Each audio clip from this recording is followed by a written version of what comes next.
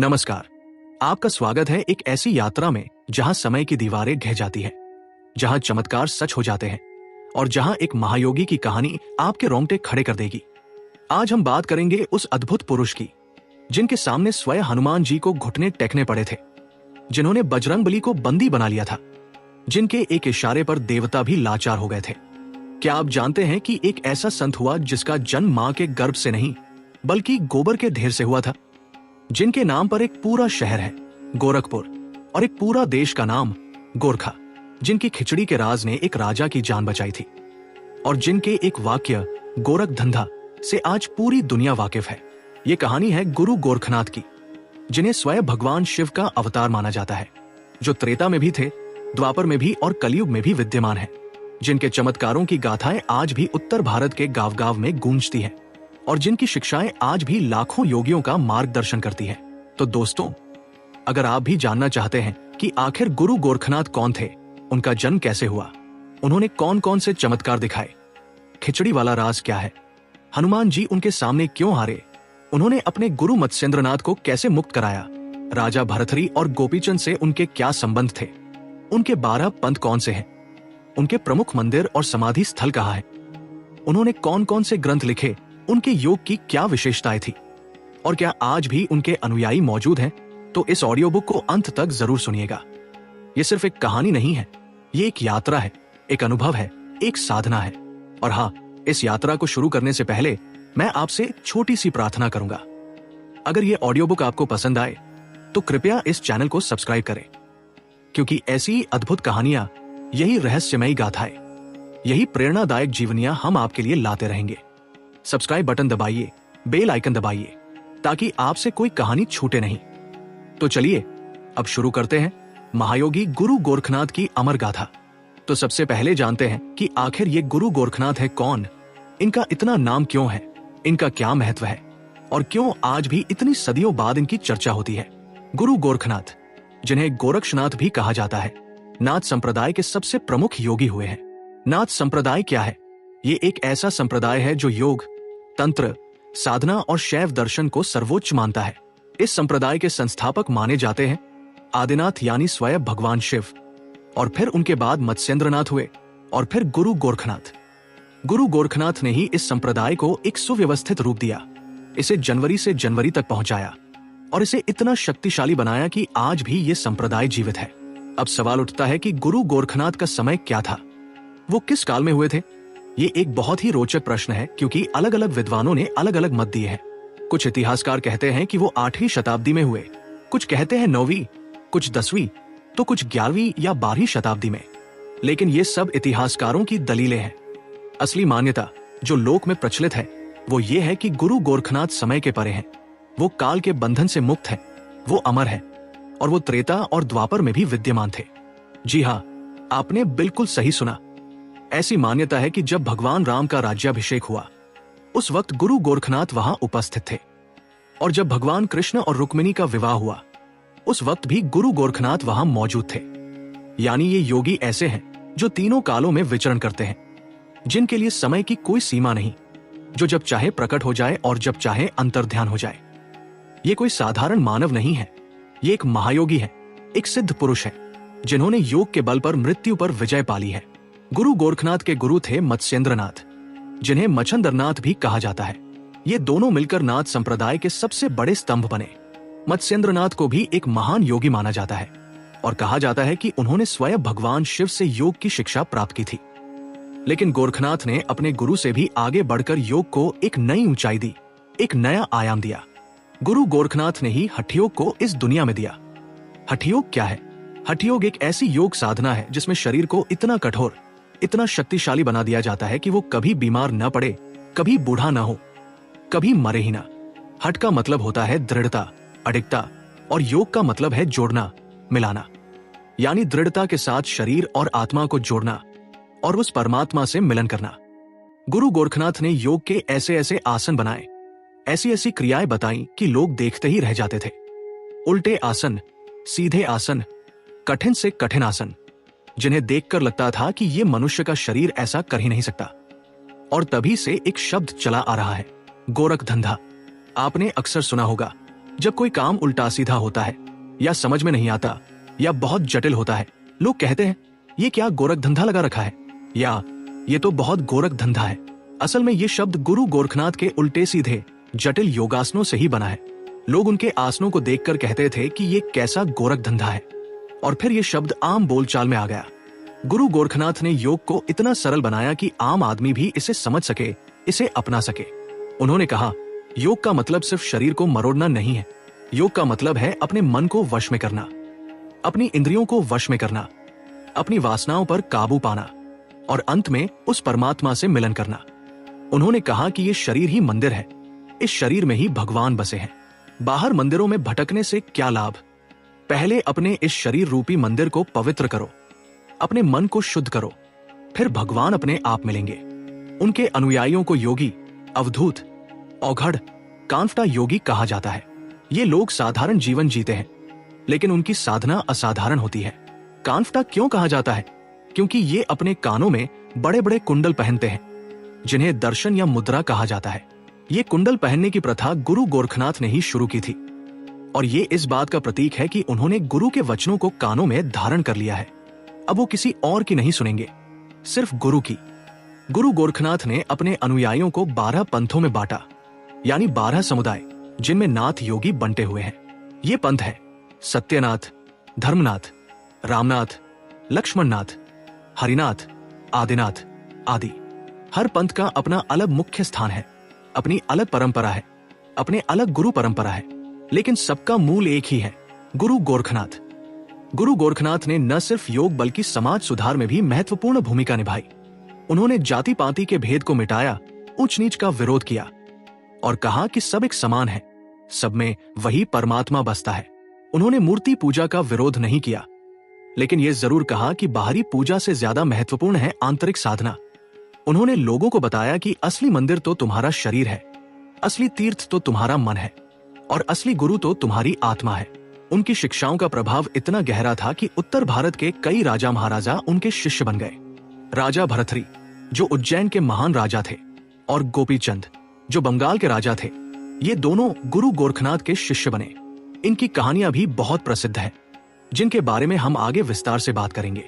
तो इस तरह गुरु गोरखनाथ सिर्फ एक योगी नहीं थे, वो एक दार्शनिक थे, एक समाज सुधारक थे, एक गुरु थे, और उन लोगों के लिए तो भगवान के अवतार थे जो उन्हें मानते थे। उनका जीवन इतना रहस्यमय, इतना अद्भुत, इतना चमत्कारिक था कि उसे सुनकर आप हैरान रह जाएंगे। और अब हम उन्हीं के जीवन की अद्भुत कथाओं को सुनने वाले हैं। और अब हम सुनेंगे सबसे रोचक, सबसे चमत्कारिक और सबसे रहस्यमयी कहानी, गुरु गोरखनाथ के जन्म की कहानी। ये कहानी इतनी अद्भुत है कि सुनकर आप यकीन नहीं करेंगे, लेकिन ये सच है, ये मान्यता है, ये विश्वास है, और लाखों लोग आज भी इस पर यकीन करते हैं। तो कहानी कुछ यूं है। बहुत पुरानी बात है, जब ये धरती ऋषि मुनियों से भरी हुई थी, जब योग तंत्र का बोलबाला था, जब चमत्कार आम बात थे। उस समय गुरु मत्स्येंद्रनाथ नाम के एक महान योगी हुए। वो बहुत शक्तिशाली थे, बहुत तेजस्वी थे, और उनके पास अद्भुत सिद्धियां थी। वो एक गांव से दूसरे गांव, एक नगर से दूसरे नगर भ्रमण करते रहते थे, लोगों को योग की शिक्षा देते थे, और उनके चमत्कारों की चर्चा चारों तरफ फैली हुई थी। एक दिन की बात है, गुरु मत्स्येंद्रनाथ भिक्षा मांगने एक छोटे से गांव में गए। वो रोज की तरह घर घर जा रहे थे, भिक्षा ले रहे थे। एक घर से भिक्षा लेते समय उन्होंने देखा कि गृह स्वामिनी, यानी उस घर की मालकिन, बहुत उदास है। उसकी आंखों में आंसू थे, चेहरे पर गम था, वो किसी काम में मन नहीं लगा पा रही थी। गुरु मत्स्येंद्रनाथ बड़े दयालु थे। उन्होंने उस स्त्री से पूछा, बेटी, तुम इतनी उदास क्यों हो? तुम्हारी आंखें क्यों नम हैं? तुम्हारे चेहरे पर वह चमक क्यों नहीं है? कोई कष्ट है तो मुझसे कहो, हो सकता है मैं तुम्हारी कोई मदद कर सकूं। स्त्री ने हाथ जोड़कर बड़ी विनम्रता से कहा, महाराज, मैं निः संतान हूं, मेरे कोई संतान नहीं है। इसी दुख में मैं दिन रात व्याकुल रहती हूं। मेरा पति भी दुखी रहता है, ससुराल वाले भी ताने देते हैं, और मैं क्या करूं समझ में नहीं आता। बहुत दवाएं की, बहुत व्रत रखे, बहुत मन्नतें मांगी, लेकिन कोई फायदा नहीं हुआ। गुरु मत्स्येंद्रनाथ ने उस स्त्री की व्यथा सुनी और उनका हृदय करुणा से भर गया। उन्होंने अपने तपोबल से देखा कि इस स्त्री के भाग्य में संतान है, लेकिन कुछ कर्म बंधन है जिनके कारण देरी हो रही है। उन्होंने तुरंत अपने हाथ की एक चुटकी भभूत यानी विभूति उठाई जो उनके शरीर पर लगी हुई थी, और उस स्त्री को देते हुए कहा, बेटी, इस भभूत को खा लो। तुम्हें एक तेजस्वी, बलशाली और महान पुत्र होगा। ये मेरा आशीर्वाद है। इतना कहकर गुरु मत्स्येंद्रनाथ आगे चले गए। उन्हें कोई संदेह नहीं था, कोई शंका नहीं थी, क्योंकि वो जानते थे कि उनका वचन सच होगा, उनका आशीर्वाद फलीभूत होगा। लेकिन कहानी यही खत्म नहीं होती। उस स्त्री को भरोसा ही नहीं हुआ। उसने सोचा, ये कैसे साधु हैं, कहीं से आए, कोई पहचान नहीं, कोई परिचय नहीं, बस एक चुटकी राख दी और कह रहे हैं कि इससे पुत्र होगा। ये तो असंभव है। शायद ये कोई पागल साधु है या कोई ठग है जो ऐसे ही लोगों को बहकाता है। उसने उस भभूत को खाने के बजाय पास में जहां गाय का गोबर रखा था, उस गड्ढे में फेंक दिया। उसे लगा, इस राख को खाकर क्या होगा, बेहतर है कि फेंक दूं। और वो अपने काम में लग गई, उस बात को भूल गई। अब सुनिए, समय बीतता गया। दिन बीते, महीने बीते, साल बीते। 12 साल पूरे हो गए। वो स्त्री अब पहले से ज्यादा बूढ़ी हो गई थी। उसके बाल सफेद होने लगे थे, लेकिन उसके मन में संतान की चाह अभी भी थी। वो दुख अभी भी था। एक दिन वही गुरु मत्स्येंद्रनाथ फिर से उसी गांव में आए। उन्हें वो स्त्री याद थी, और उन्हें यह भी याद था कि उन्होंने उसे एक वरदान दिया था। वो सीधे उसी घर गए। दरवाजे पर वही स्त्री खड़ी थी। अब वो बूढ़ी हो गई थी। उदासी उसके चेहरे पर और गहरी हो गई थी। गुरु मत्स्येंद्रनाथ ने पूछा, बेटी, बताओ, तुम्हारा पुत्र कहाँ है? वो तेजस्वी बालक कहाँ है जो मैंने तुमसे कहा था कि होगा? मैं देखना चाहता हूं उसे। अब स्त्री घबरा गई। उसे वो पूरी घटना याद आ गई, 12 साल पुरानी। उसके पैरों तले जमीन खिसक गई। उसने सोचा, अब क्या करूं? झूठ बोलूं? क्या कहूं? सच बता दूं? डरते डरते, सहमते सहमते, कांपते हुए स्वर में उसने सारी बात सच सच बता दी। उसने कहा, महाराज, मुझे माफ कर दीजिए। मुझे विश्वास नहीं हुआ था। मैंने सोचा ये कोई साधु है, कोई ठग है। वो भभूत मैंने खाई नहीं, उसे मैंने गोबर के ढेर में फेंक दिया था। गुरु मत्स्येंद्रनाथ मुस्कुराए। उनके चेहरे पर कोई गुस्सा नहीं था, कोई निराशा नहीं थी, कोई क्रोध नहीं था। उन्होंने बड़े प्यार से, बड़ी करुणा से कहा, बेटी, घबराओ मत, डरो मत। तुमने गलती की है, लेकिन गुरु की कृपा से कुछ भी असंभव नहीं। मुझे वो स्थान दिखाओ जहां तुमने भभूत फेंकी थी। स्त्री उन्हें ले गई उस स्थान पर। वहां एक गोबर का ढेर था, पुराना, सूखा, लेकिन फिर भी वैसा ही। लेकिन देखते क्या है कि एक गाय उस गोबर के ढेर पर खड़ी होकर अपना दूध बहा रही थी। गाय अपना दूध धारा की तरह उस ढेर पर गिरा रही थी, मानो किसी की प्यास बुझा रही हो, मानो किसी को दूध पिला रही हो। और वो गाय रोज वहां आती, रोज दूध बहाती। गुरु मत्स्येंद्रनाथ ने ये देखा तो उनकी आंखों में आंसू आ गए। उन्होंने पहचान लिया कि उस भभूत में जो शक्ति थी वो नष्ट नहीं हुई, बल्कि वहां छिपी हुई थी, और गाय उस शक्ति को सींच रही थी, पोषण दे रही थी।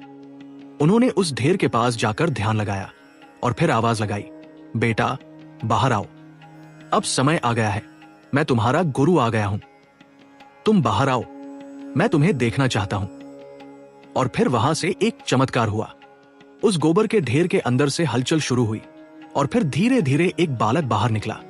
वो कोई साधारण बालक नहीं था। वो 12 वर्ष का था, सुंदर, तेजस्वी, दिव्य। उसका शरीर कमल के समान सुगंधित था। चेहरे पर तेज था, आंखों में गहरा ज्ञान था, माथे पर भस्म लगी थी, और उसके शरीर से एक अलौकिक चमक निकल रही थी। वो सीधा गुरु मत्स्येंद्रनाथ के चरणों में गिर पड़ा और बोला, गुरुजी, मैं आपका दास हूं। आपने मुझे जन्म दिया, आपने मुझे इस योग्य बनाया। यह बालक और कोई नहीं, गुरु गोरखनाथ थे। गोबर से प्रकट हुए, इसलिए नाम पड़ा गोरखनाथ। कुछ लोग कहते हैं गोरक्षनाथ, यानी गोबर में रक्षित, गोबर से प्रकट, गोबर में छिपे हुए। और यही कारण है कि इन्हें मत्स्येंद्रनाथ का मानस पुत्र कहा जाता है, यानी उनके मन से उत्पन्न, उनके आशीर्वाद से प्रकट। स्त्री ये सब देखकर हैरान रह गई। उसकी आंखों के सामने चमत्कार हो रहा था। उसे अपनी गलती पर बहुत पछतावा हुआ, लेकिन अब क्या हो सकता था? गुरु मत्स्येंद्रनाथ ने उसे समझाया, बेटी, ये तुम्हारा पुत्र नहीं है, ये तो ईश्वर का अवतार है। ये पूरी दुनिया का गुरु होगा, लाखों लोगों का मार्गदर्शक होगा। तुमने भले ही भभूत फेंक दी, लेकिन गुरु की शक्ति ने उसे सुरक्षित रखा, और अब ये बालक हमें मिल गया। गुरु गोरखनाथ ने अपनी मां की तरह उस स्त्री को प्रणाम किया। और उसे आशीर्वाद दिया। फिर वो अपने गुरु के साथ चल दिए, योग की शिक्षा लेने, साधना करने और अंत में खुद एक महान गुरु बनने। सोचिए दोस्तों, ये कितनी अद्भुत कथा है। एक चुटकी भभूत जिसे खाया नहीं गया, फेंक दिया गया, 12 साल तक गोबर में पड़ी रही, लेकिन गुरु की शक्ति से उस भभूत में प्राण आ गए। उसने एक महान योगी को जन्म दिया। यह दिखाता है कि गुरु की कृपा कितनी अपार होती है, कि गुरु का वचन कभी झूठा नहीं होता, चाहे कितनी भी बाधाएं आए, चाहे कितनी भी गलतियां हों। यह कहानी हमें यह भी सिखाती है कि कभी कभी हम अपने अज्ञान में, अपने अविश्वास में बड़े से बड़े वरदान को ठुकरा देते हैं। हमें गुरु के वचनों पर, शास्त्रों के वचनों पर, संतों के वचनों पर विश्वास रखना चाहिए, क्योंकि वो हमारे हित के लिए ही होते हैं। गुरु गोरखनाथ का ये जन्म ही बताता है कि वो कोई साधारण मनुष्य नहीं थे। वो अलौकिक थे, दिव्य थे, चमत्कारिक थे, और उनके जीवन की आगे की कहानियां और भी अद्भुत है, जिन्हें हम अब सुनेंगे। गुरु मत्स्येंद्रनाथ ने गुरु गोरखनाथ को अपने साथ ले लिया और अब उनकी शिक्षा शुरू हुई। ये कोई साधारण शिक्षा नहीं थी, ये योग की शिक्षा थी, तंत्र की शिक्षा थी, जीवन के रहस्यों की शिक्षा थी। गुरु मत्स्येंद्रनाथ ने गोरखनाथ को सबसे पहले यम और नियम सिखाए। यम क्या होते हैं? यम वो नियम है जो हमें बताते हैं कि हमें क्या नहीं करना चाहिए, जैसे अहिंसा यानी किसी को कष्ट न देना, सत्य यानी हमेशा सच बोलना, अस्तेय यानी चोरी न करना, ब्रह्मचर्य यानी इंद्रियों पर नियंत्रण, और अपरिग्रह यानी जरूरत से ज्यादा इकट्ठा न करना। और नियम वो है जो हमें बताते हैं कि हमें क्या करना चाहिए, जैसे शौच यानी शरीर और मन की सफाई, संतोष यानी जो मिले उसमें खुश रहना, तप यानी कठिनाइयों को सहना, स्वाध्याय यानी शास्त्रों का अध्ययन, और ईश्वर प्रणिधान यानी ईश्वर में समर्पण। फिर उन्होंने गोरखनाथ को आसन सिखाए, पद्मासन, सिद्धासन, स्वास्तिकासन, वज्रासन, ऐसे हजारों आसन। गोरखनाथ ने इतनी जल्दी सीखा कि गुरु भी हैरान रह गए। उन्होंने देखा कि ये बालक कोई साधारण नहीं है, ये तो जन्मजात योगी है। फिर आया प्राणायाम का समय। प्राणायाम का मतलब है प्राण यानी जीवनी शक्ति को नियंत्रित करना। गुरु मत्स्येंद्रनाथ ने गोरखनाथ को सिखाया कि कैसे सांस को अंदर लेना है, कैसे रोकना है, कैसे बाहर छोड़ना है, कैसे नाड़ियों को शुद्ध करना है, कैसे कुंडलिनी को जगाना है। गोरखनाथ ने ये सब इतनी गहराई से सीखा कि कुछ ही समय में वो प्राणायाम के स्वामी बन गए। फिर आया ध्यान का समय। ध्यान का मतलब है एकाग्रता, मन को एक बिंदु पर लगाना। गुरु ने सिखाया कि कैसे बाहरी विचारों को हटाकर भीतर की शांति को महसूस करना है, कैसे इस शरीर और मन से ऊपर उठकर उस परमात्मा से जुड़ना है। और फिर आई समाधि। समाधि यानी पूर्ण विलीनता, जहां न शरीर का भान रहता है, न मन का, न संसार का, सिर्फ एक परमानंद रहता है। गुरु गोरखनाथ ने ये सब इतनी जल्दी सीखा, इतनी गहराई से सीखा कि गुरु मत्स्येंद्रनाथ को लगा कि अब इससे बड़ा कोई योगी नहीं हो सकता। उन्होंने गोरखनाथ को सभी सिद्धियां प्रदान की, सभी शक्तियां दी और उन्हें अपना उत्तराधिकारी घोषित किया। लेकिन योग की शिक्षा यही खत्म नहीं हुई। गुरु गोरखनाथ ने अपनी साधना जारी रखी। कहा जाता है कि उन्होंने हिमालय की गुफाओं में, घने जंगलों में और नदियों के किनारे कई सालों तक कठोर तपस्या की। उन्होंने भूख प्यास को त्यागा, नींद को त्यागा, आराम को त्यागा और सिर्फ योग में लीन रहे। उनकी तपस्या इतनी कठोर थी कि देवता भी डर जाते थे। उनके तप की अग्नि से चारों तरफ ताप फैलता था। उनके ध्यान में इतनी शक्ति थी कि जंगली जानवर भी शांत होकर उनके पास बैठ जाते थे। कहा जाता है कि एक बार उन्होंने इतने लंबे समय तक ध्यान किया कि उनके शरीर पर चींटियों ने अपना घर बना लिया, उनके बालों में पक्षियों ने घोंसला बना लिया, लेकिन उनका ध्यान नहीं टूटा। ऐसी थी उनकी एकाग्रता, ऐसा था उनका समर्पण। और फिर एक दिन उनकी साधना पूरी हुई। उन्हें सभी सिद्धियां प्राप्त हो गई। वो कण-कण में व्याप्त हो गए, वो काल के परे हो गए, वो अमर हो गए। अब वो कोई साधारण योगी नहीं थे, वो महायोगी बन चुके थे। उनके गुरु मत्स्येंद्रनाथ ने उन्हें आशीर्वाद दिया और कहा, जाओ बेटा, अब दुनिया में जाओ, लोगों को योग सिखाओ, उन्हें सही रास्ता दिखाओ, उन्हें इस मोहमाया के जाल से मुक्त कराओ। तुम्हारा नाम इतिहास में सुनहरे अक्षरों में लिखा जाएगा, तुम्हें युगों युगों तक याद किया जाएगा। और फिर गुरु गोरखनाथ ने दुनिया भर में भ्रमण शुरू किया। वो एक गांव से दूसरे गांव, एक नगर से दूसरे नगर, एक राज्य से दूसरे राज्य गए। जहां भी जाते लोग उनके दर्शन के लिए उमड़ पड़ते। उनके चमत्कारों की चर्चा चारों तरफ फैल जाती। उनके उपदेशों को सुनकर लोग अपना जीवन बदल लेते। उन्होंने कई राजाओं को, कई महाराजाओं को, कई अमीरों को, कई गरीबों को योग की शिक्षा दी। उन्होंने किसी में भेद नहीं किया, न जाति का, न धर्म का, न ऊंच नीच का। सबके लिए उनके दरवाजे खुले थे, सबके लिए उनकी कृपा थी। अब हम सुनेंगे गुरु गोरखनाथ की उस प्रसिद्ध कहानी को जो उत्तर भारत में बहुत प्रचलित है, खिचड़ी वाली कहानी। ये कहानी इतनी लोकप्रिय है कि बच्चा बच्चा जानता है और इसमें एक गहरा संदेश छिपा है। तो कहानी कुछ यूं है। एक बार की बात है, किसी राज्य में एक राजा था। उसका नाम क्या था ये तो अलग अलग कहानियों में अलग अलग है, लेकिन वो बहुत प्रतापी राजा था, बहुत धनी था और उसकी एक रानी थी जिससे वो बहुत प्यार करता था। वो रानी बहुत सुंदर थी, बहुत गुणी थी और राजा उसके बिना एक पल भी नहीं रह सकता था। दोनों में बहुत प्रेम था, बहुत अनुराग था। ऐसा लगता था मानो दो शरीर में एक प्राण है। लेकिन फिर एक दिन वह रानी अचानक बीमार पड़ गई। राजा ने बड़े बड़े वैद्य बुलाए, हकीम बुलाए, तांत्रिक बुलाए, लेकिन कोई फायदा नहीं हुआ। कुछ ही दिनों में उस रानी का स्वर्गवास हो गया। राजा पर जैसे वज्रपात हो गया। उसे अपना होश ही नहीं रहा। वो दिन रात रोता रहा, खाना पीना छोड़ दिया, राजकाज भी छोड़ दिया। उसे अब दुनिया की कोई परवाह नहीं थी, राज्य की कोई चिंता नहीं थी, प्रजा की कोई फिक्र नहीं थी। उसने ठान लिया कि वो भी अपनी रानी के साथ चिता में जल जाएगा। पूरा राज्य समझा रहा था। मंत्री आए, पंडित आए, सैनिक आए, प्रजा आई, सबने समझाया, महाराज आप ऐसा मत कीजिए, आप राजा हैं, आपकी जान पूरे राज्य के लिए जरूरी है। राज्य का क्या होगा, प्रजा का क्या होगा, आपके बिना ये राज्य कैसे चलेगा। लेकिन राजा किसी की नहीं सुन रहा था। उसने तो अपनी मौत ठान ली थी। रानी की चिता सजाई गई, चंदन की लकड़ियां रखी गई, घी डाला गया, सुगंधित द्रव्य डाले गए। राजा ने स्नान किया, नए वस्त्र पहने और चिता पर चढ़ने को तैयार हो गया। पूरा नगर उदास था, हर तरफ मातम था। औरतें रो रही थी, बच्चे डरे हुए थे। तभी वहां गुरु गोरखनाथ पधारे। उन्होंने देखा कि एक राजा मरने पर तुला है, पूरा शहर उदास है, हर तरफ मातम है। उन्होंने तुरंत समझ लिया कि ये राजा मोह के अंधे में डूबा हुआ है, इसे कोई समझा नहीं पा रहा है। उन्होंने सोचा कि इसे समझाने का कोई तरीका निकालना होगा। गुरु गोरखनाथ के पास एक मिट्टी की हांडी थी जिसमें खिचड़ी बनी हुई थी। वो उस हांडी को लेकर वहां आए जहां चिता सजी थी। उन्होंने सबके सामने वो हांडी जोर से जमीन पर पटक दी। हांडी चकनाचूर हो गई, खिचड़ी जमीन पर बिखर गई, मिट्टी के टुकड़े इधर उधर बिखर गए। और फिर गुरु गोरखनाथ जोर जोर से रोने लगे, विलाप करने लगे, छाती पीटने लगे। वो चिल्ला रहे थे, हाय हाय, मेरी हांडी टूट गई, मेरी खिचड़ी बिखर गई, मैं क्या करूंगा अब। मेरी तो हांडी ही सब कुछ थी, मेरे पास तो और कुछ नहीं था, ये हांडी ही मेरी पूंजी थी, अब मैं कैसे जीऊंगा। राजा ने ये देखा तो हैरान रह गया। उसका ध्यान अपने दुख से हटकर इस साधु की ओर गया। वो चिता से उतरा, गुरु गोरखनाथ के पास आया और बोला, महाराज आप एक साधु हैं, एक योगी हैं, एक संत हैं।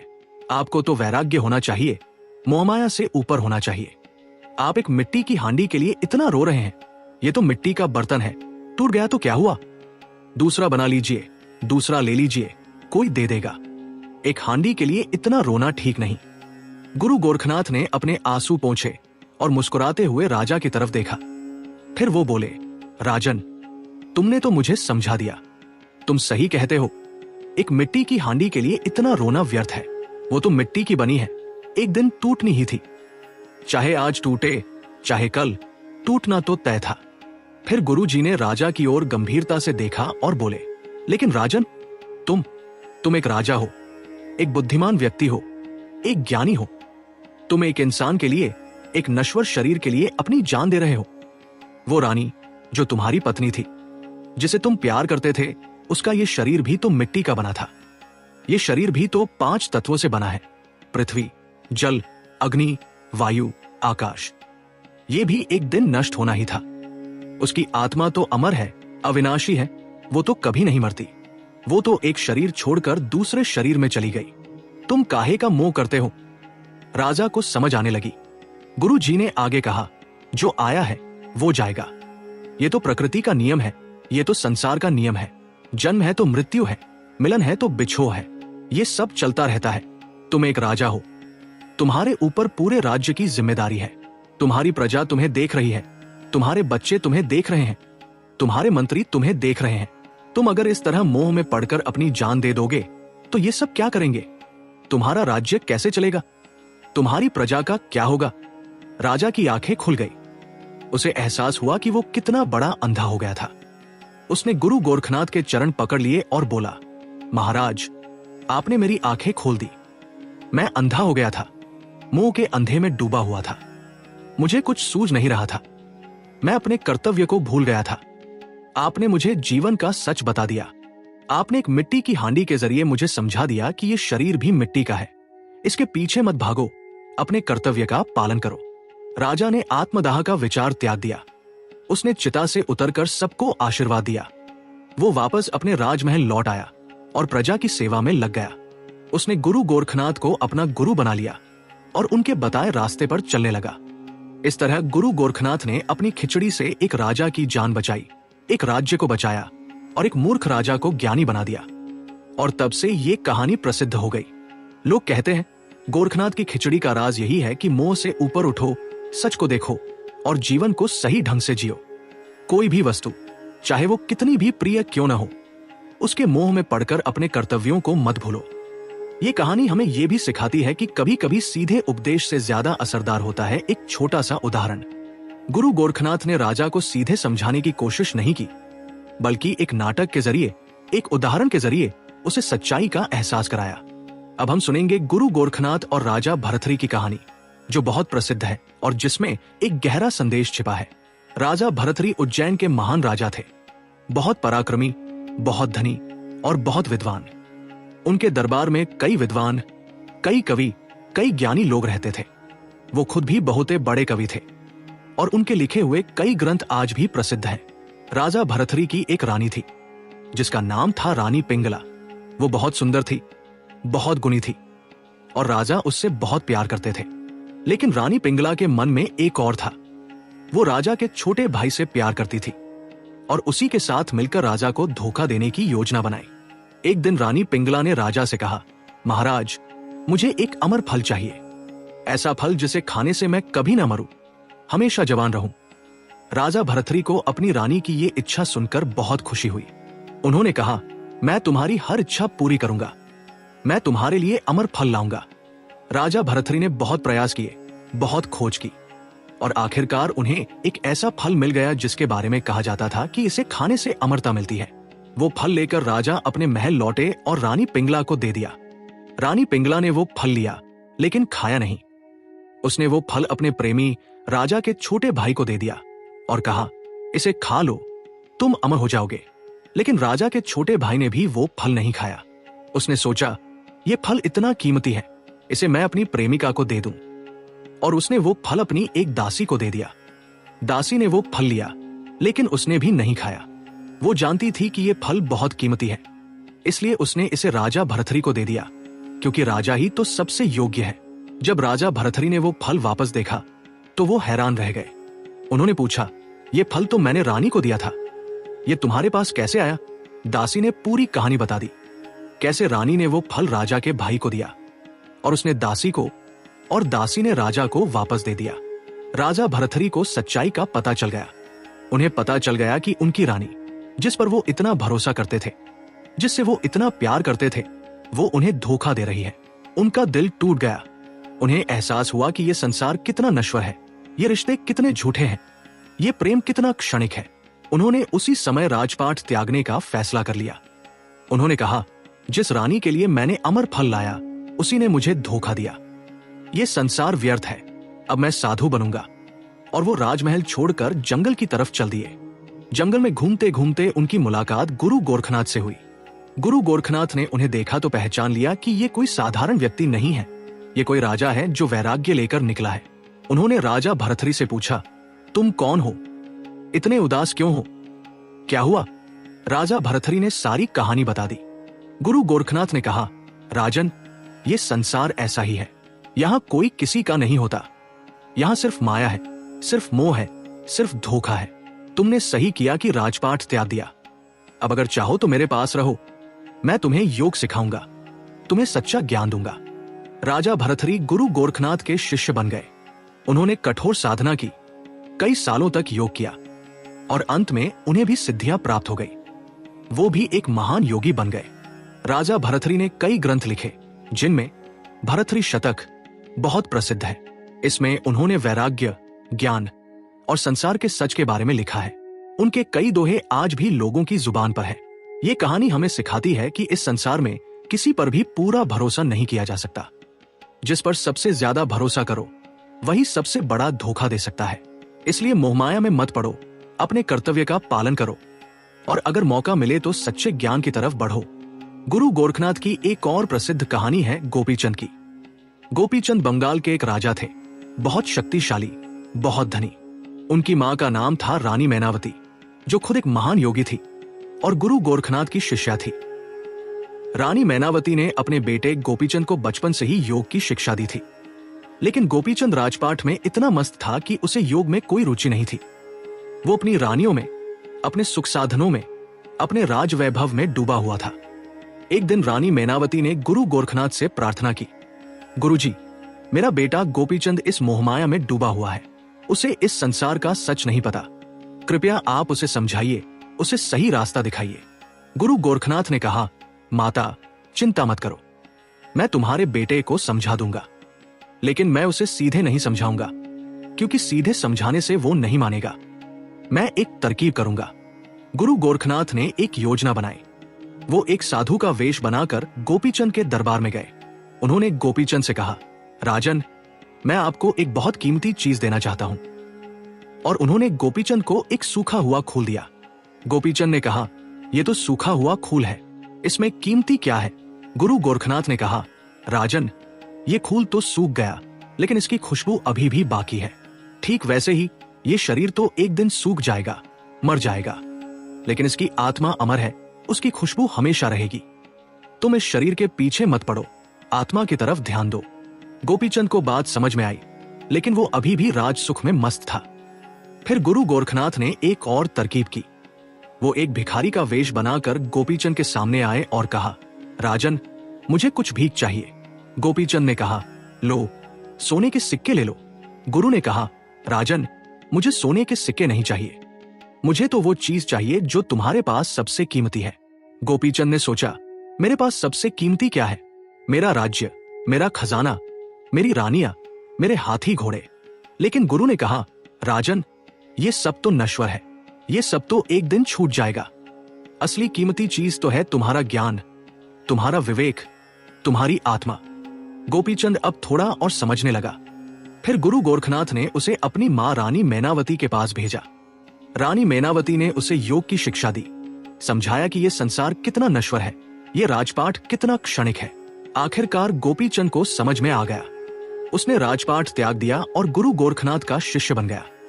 उसने भी कठोर साधना की और अंत में एक महान योगी बन गया। गोपीचंद की कहानी बंगाल और उड़ीसा में बहुत प्रसिद्ध है और आज भी लोग गाते हैं गोपीचंद का गीत या गोपीचंद का पद। ये कहानी हमें सिखाती है कि राजपाट, वैभव, सुख सुविधाएं सब नश्वर है। असली चीज है ज्ञान, योग और आत्मा की शांति। अब हम सुनेंगे सबसे शक्तिशाली, सबसे रोमांचक और सबसे चमत्कारिक प्रसंग। वो प्रसंग जब महायोगी गुरु गोरखनाथ के सामने स्वयं हनुमान जी को घुटने टेकने पड़े, जब बजरंगबली लाचार हो गए, जब उन्हें बंदी बनना पड़ा। ये वर्णन स्कंद पुराण के केदारखंड में मिलता है, जो हिंदू धर्म का बहुत प्राचीन और पवित्र ग्रंथ है। तो कहानी कुछ यूं है। एक बार की बात है, गुरु गोरखनाथ के गुरु मत्स्येंद्रनाथ कहीं चले गए और काफी समय तक वापस नहीं लौटे। गोरखनाथ ने कई जगह ढूंढा, लेकिन उनका पता नहीं चला। फिर उन्होंने अपने योग बल से देखा कि उनके गुरु कहाँ हैं। उन्हें पता चला कि गुरु मत्स्येंद्रनाथ त्रिया राज्य में है। त्रिया राज्य कहा था? माना जाता है कि ये आज के चीन के पास, तिब्बत की तरफ, हिमालय के उस पार कोई क्षेत्र था। वहां की रानी थी मैनाकनी, जो बहुत सुंदर,